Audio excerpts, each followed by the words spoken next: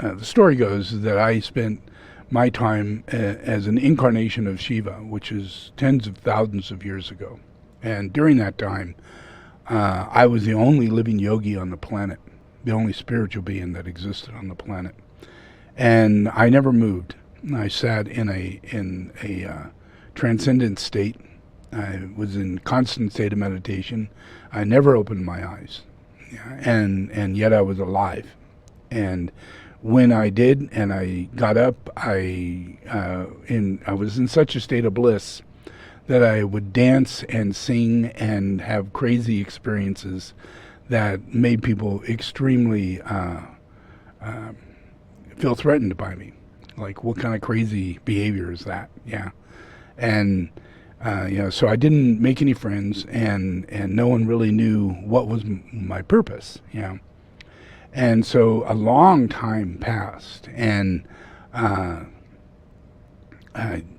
age of where we're at now, at around 5,000 years ago. At that time, it was an age where humanity was able to take spiritual direction, and to do that, they needed the influences of the seven rays, and I was the only one who carried those seven rays. That was my consciousness, and so it was my job to transmit those seven rays to seven human beings. And so I meditated for a long period of time, and that drew seven of the highest rishis to me. And this is all in history. You can read this. Yeah, it's not something I'm telling you that's a nice story. It's a real story, and it's the story of Shiva. Yeah. So when Shiva took his first disciples, and so I sat and meditated for a long time. I knew that I had a new responsibility where I had to become a teacher. Yeah, and give the practice of yogi. I'll be yogi. And so doing that, I took the seven rishis and had them sit with me, and each one took on a different ray, yeah, which I was masterful in. First ray, second ray, third ray, all seven rays. And each one I would transmit that ray to this individual, and it turned to become the soul of this person. And all the soulful qualities that that come with this transmission began manifesting into this person, and that's how they became a master. They became a master of that ray. So I had seven masters of the seven rays, and each one I was able to communicate with because I was the master of all seven rays, master of masters, but for each one I was their individual master. This one being the fourth ray and this one being the third ray. I would move right into the influence of that third ray, and I would express it in the clearest way that being would receive, because it was a perfect, like a tuning fork to their existence, because they were reborn when I took them as a student. That is what happens. That when you become my student, you're reborn. But no one knows this exists, because we all think that we're in this one family of, human kingdom, and we're all a bunch of apes. So where I come from, we're not apes. Yeah. So this process goes on, and in the process of teaching them these seven rays and giving transmission to each one, it clarified my view of the rays, and by creating the influence for them to harness the singular ray of the second ray as a soul ray, but expressed as a singular ray, whether it be the first ray, second ray, or seventh ray. So that was difficult. That was my yoga, was to find a way to express that singular ray, but yet have it come as a second ray, so that would become their real truth, would be love.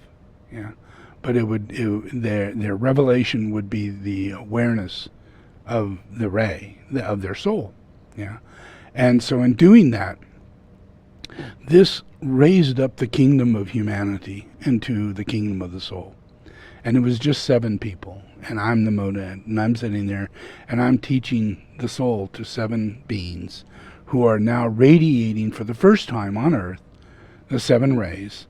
And because they're human beings, they are the caretakers of this earth. So I made each one the regent of a continent. Yeah. So I established the 7 rays on the 7 continents, establishing each continent to have a soul ray and a personality ray, which was the ray of that master. Yeah. So I didn't send them to that location because I'm always at that location. So all I had to do was just do this to these people. Yeah. And that immediately affected the continents. So that effect and all that I just did, that I just taught you, is in this puja. Yeah. It's why I say the words that I say. Yeah. Why I say, England, you have these rays, the first ray and the second ray. And Germany, you have these rays, the first ray and the fourth ray and the first ray. And India, you have these rays, you know. And then I invoke those rays to come together. Yeah. Because my work is with these masters. And the masters are listening to my teaching 24/7. That's all they do. They're not figuring out how to do mechanical things. They are still my disciples. Yeah. So when I made these pujas for the masters. Yeah, so that they could receive these pujas and we could begin the healing of the nations. So that's what this invocation's for. These are the 7 rays of God, and that they're designed to do a very specific science in an invocation. So if you listen to them and understand what I just explained, you know, then you get an idea as to how this science works. And that it works by the influence of the transmission of the soul, and that these masters carry that transmission. I call upon the 7 rays of all the nations to penetrate the planet Earth, to bring forth the geomantic relationships of the soul, to integrate the egoic ray and the personality ray of each nation, and to express its true expression, to make manifest peace on earth as one living body of God.